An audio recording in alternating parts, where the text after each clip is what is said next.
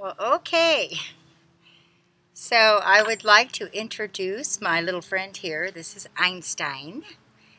And we are going to demonstrate today how to have our first haircut. Hair little trim. He doesn't know it yet.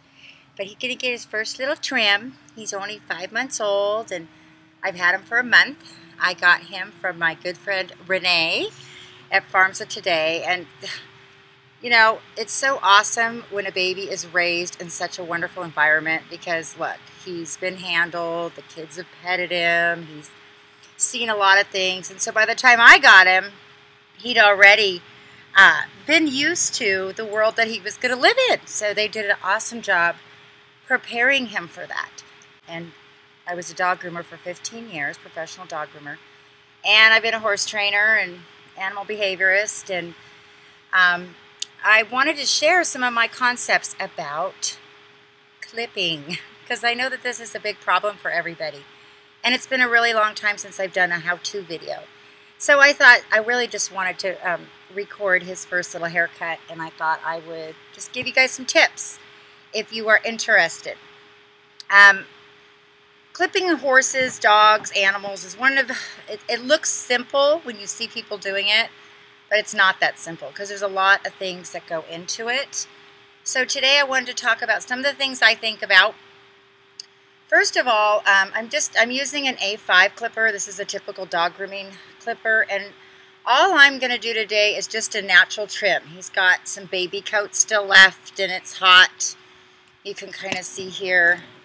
This is just his baby coat wanting to come out, and it rained the last couple days, and so, you know, I mean, we could brush this out, but I thought it would be a good opportunity to teach him how to clip. Now, you guys can see I don't have anything on him right now, and he has come over and wanting to get in my pocket. Part of that reason is the last couple weeks that I've had him, this is what I do. I just come out here and sit with him. I don't put anything on him, and I allow him to investigate me. So, if you're working with a baby, and you want to introduce something like clippers, it's really important that you have that connection, that you have this connection right here. If you want a successful trim or clipping, you know, a lot of people will take a baby and pull out the clippers and, you know, they look like a predator and they want to get that little spot, or they want to teach them how to clip, and they end up, you know, really giving them a traumatic experience. And then you see when they're adults that they still hate the clippers. So I want to give him a really positive experience. But I've already done some of the preparatory work, and some of the preparatory work is, let's see here if I can show you. See, I haven't done anything today, but I work on picking up his feet already with no pressure. And this will help when Daddy trims his feet. He'll be happy that I've worked with his feet. So he's used to his feet being picked up. And you can see that's even rare for a little Jack like this. So I've been doing front feet. I can touch his ears. I can do all of these things without him wanting to leave. He's here on his own with me. He's here on his own with me. I am going to go ahead and put on his halter. So if you've not done any halter training on your baby, I suggest you go back to that before you start clipping. You don't want to, you know, be teaching them too many things at one time. It's really important, like I said, that they've already had the halter on. He's just had a few leading sessions, so I haven't been pushing it too much because, you know, I really like that he's coming up on his own. But this will allow me, I have enough schooling in here right now to guide him a little bit. So if I put the pressure on him, just asking him, there we go. Take a step back. I'm not asking for too much right now, just some basic principles. What do you think? And you want to talk to him. If you notice that you're starting to feel like that anxiety, like you're getting ready to clip, you know, really step back a minute and take a few deep breaths and calm down, because they're going to pick up on your feeling. The other thing you have to take into consideration is, first of all, is to introduce the tool. Now, the tool is not on right now, but in a minute when I turn this on, it's going to have electricity come through it, and it's going to create a very high vibration. So it's very important to realize that what we can tolerate with our ears may be very loud for a horse or a prey animal. It may go through them differently. Some horses can handle high vibrations and noises, and others are very sensitive to it, or any type of animal. Same goes for dogs. So I'm not even thinking at this point how that I want to clip him. All I'm thinking about right now, I'm going to come sit down here. All I'm thinking about right now is I want to introduce the sound to him. So the way I do that is I bring it way over here. I'm going to turn it on. Oh, let's see. Do I have electricity? Oh, I'm going to have to be right back. No electricity. We got to have electricity. Now, this is a perfect example, though. These kind of things happen. So remember to breathe through each situation. We're working with live animals and equipment, and you just got to go with the flow. Okay, so I'll be right back. I'm going to go check my electrical. Okay, I'm back. I was trying to get this recorded that we've lost my little guy here. Come here, baby. So when I left the rope on him, and it kind of scared him, so he took off running and loops. I was trying to get that recorded because it was cute. But that's okay, because that tells me where he is. He's still working out the fact that he's dealing with the rope. So again, it's very important that you break this down into small pieces. You know, it's possible he's not ready to be clipped today. If these areas, having a halter on, having a rope around him, isn't comfortable. So I'm working on all these things kind of together. So remember, when you enter into clipping, that it's your goal, but teaching your horse the process is more important for the longevity, that you have a nice horse that you can clip, or a little Jack, huh? So I'm just reassuring him. So now we're going to go back to my clipper, and I'm going to turn it off over in a distance, over here. Let's see. Now what I like about these, did you notice his ears pick up? That they're not too high. Those little tiny ones that you get like from Walmart and stuff, I just think a lot of times they have such a high pitch. And, you know, unless you have a horse already really used to it. But for beginners, I like kind of a low vibration. And this is a 7F blade, by the way, you guys. I don't know, for those of you who do clip, it's a 7F finishing blade. I use it for dogs. Come here, buddy. Now, he's kind of letting me know that he's thinking about maybe going in the other direction.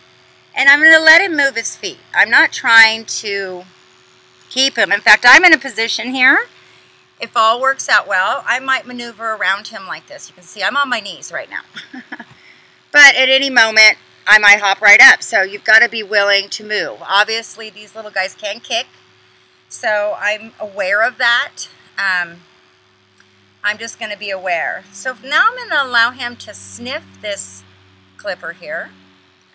And he's not too affected by it, okay? So if he can handle it right here by his face and allow him to sniff it, let's even see it. Oh, look, he doesn't mind it on his nose. I'm not even trying to clip. I just want to put the sound of it around his face, okay? Now I'm going to take it. Again, I'm not clipping. I'm just laying the clipper on his body. So he's doing awesome, which I didn't really expect anything less, like I said, because we've been handling him a lot.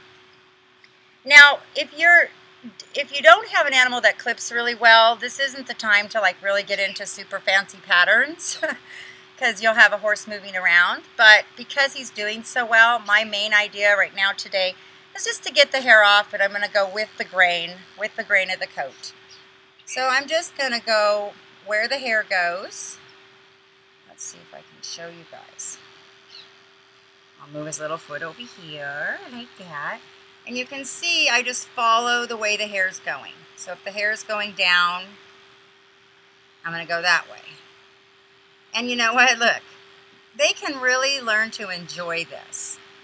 But again, it is very important that, you know, you've done some preparatory work, that your horse or your little Jack or Jenny or whatever you're working with is comfortable. Okay? So you can see I'm just going underneath the mats. I'm staying close to the coat. I actually aim the teeth kind of down so that it just gets right underneath the mat. Okay? Now, if he wasn't as quiet, and I don't want to speak too soon, you know, I might be sitting in a little different position, such as a foot up, in case I needed to hop out of the way. I'm never going to take it for granted that an animal can't turn around in defense, okay? But see, it's a good thing that I've been already handling his legs, because he's allowing these to go right down his legs. Oh, but he didn't like that. Okay, so he told me, and I went a little too presumptuous, so that's okay. I'm just going to come back here. See if I can get a different angle for you guys. And start again. Now I always go right back up to his head and ask him if it's okay. Introduce it. Alright? Don't just assume that I'm going to go back to the place he wasn't happy with. Okay? Now, I don't like his behind end that quick to me, so I'm just going to ask it to move over like that. Okay? And I keep his nose bent a little too if I am worried about him kicking out, because I can tip that nose and possibly redirect that hind end. Be aware. Go back up to a place that they do like, and then work your way back down to maybe a place they didn't like. Okay? They're, horses and animals, dogs, they're all sensitive around their faces, their ears, and their feet, their legs, because those are more sensitive parts of their body. So, I'm just going to make him feel a little better. Watch out for flanks too. Those are ticklish spots. So listen. Listen to your animal. Listen to them. Don't just assume every spot is the same on how they're experiencing it. I'm going to stand up here.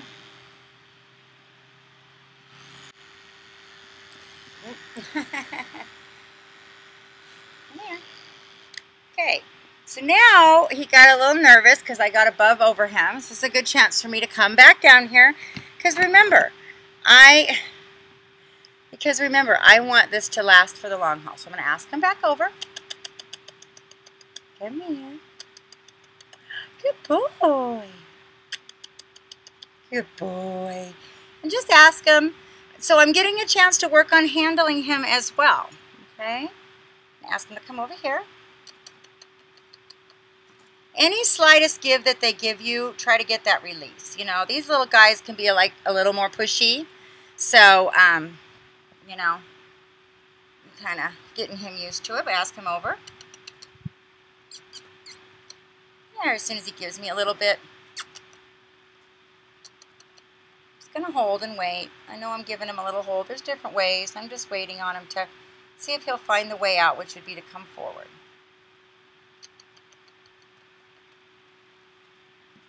As soon as he gets a little move there.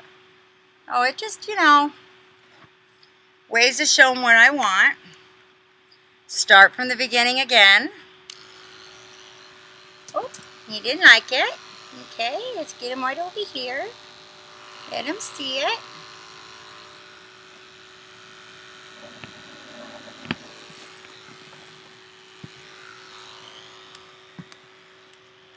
And turn it off.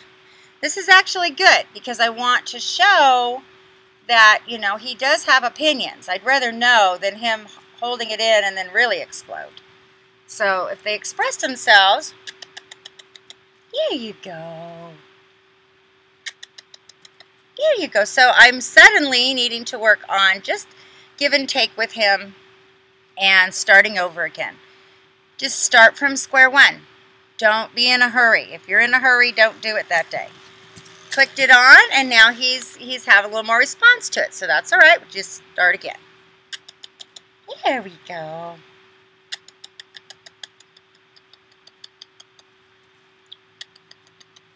Good. Good boy. Good boy. Yeah. Give him a little pat. And I might need just to get my jitters out too. Go back to what you guys do well. Take a breath. This is the real life. There's no really simple way around this. Now, he may jump back again. I'm just going to turn this on. Let him hear it. He decides he wants to leave. It's all right. I just hold steady. Good. Good. Good. So we're actually, you notice how that's getting better? So he wants to leave. So we'll play the lead game. Good. Now, sometimes, and one step that they give you, try to release on that. Sometimes they won't mind one side being handled, but they don't like another side being handled. So, I'm going to turn it on again. Wait a minute. Oh, I'm going to ask him to stand here now. I'm going to ask him to stay a little longer. Instead of letting him move his feet, I'm going to ask him to stay. Hi. Good. And leave the clipper on this time. Good boy. Oh, oh boy. Oh boy. So that just gives them adding a little more pressure here.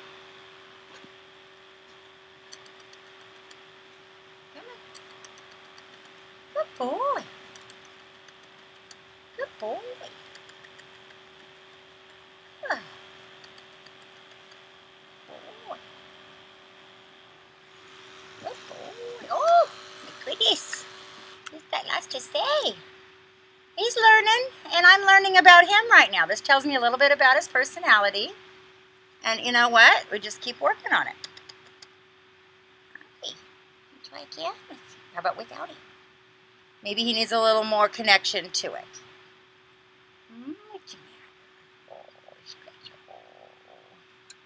Maybe I'll come back to square one again. Okay? Just pretending that I'm clipping him. So, let's see if I can turn it on from here and just start. There we go.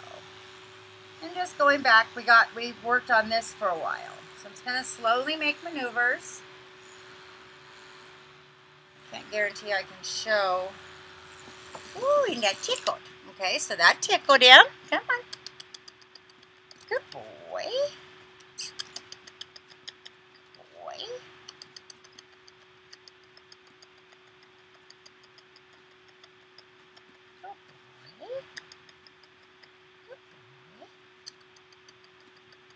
Good boy.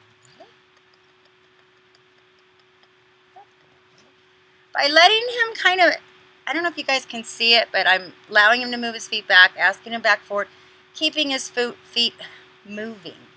What I don't want is a stalemate. Because with these little guys, when they learn to do a stalemate, they can last a long time there. I'm going to go back to square one. Go back to petting him. He's getting a little oversensitized. Let's go back. There we go. Good boy. Good boy. Go back to where I started.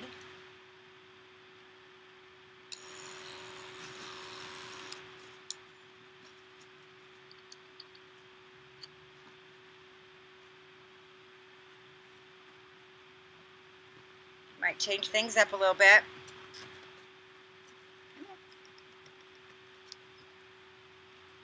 Come over here. And you drop in his head and these different things. You can kind of see it's like a little bit of avoidance. Yeah.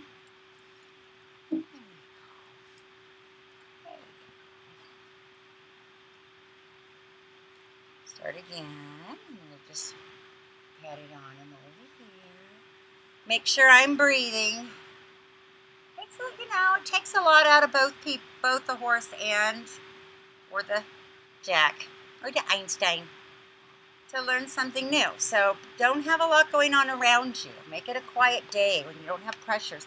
If you're in a hurry, and there's a lot of noise and a lot of people and a lot of energy around you while you're teaching, you might want to pick a different day. It's really important to, because I want this to be something I can do all the time if I need to with him. And this will help other aspects of our trade. So I put it on a little abruptly. I'm just going to ask him back over.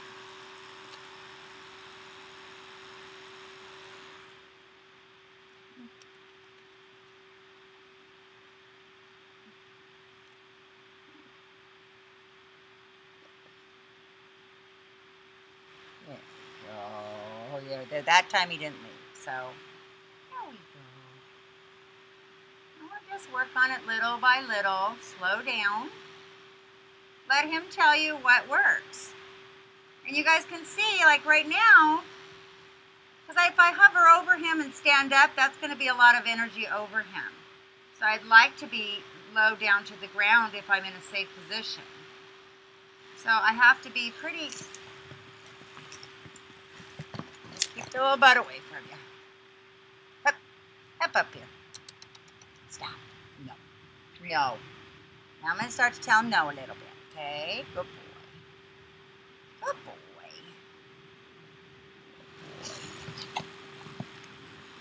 Just getting a little scared of the on and on switch because it's abrupt energy coming down, but the more that I keep doing it, the more, hey.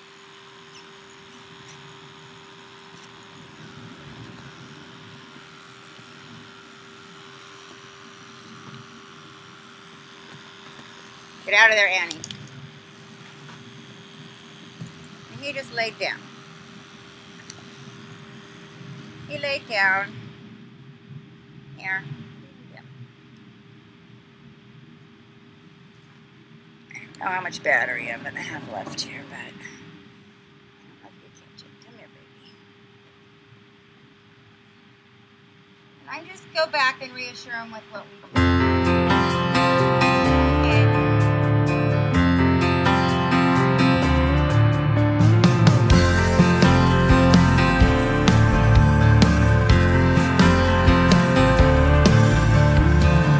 Take me by the hand and lead me carefully.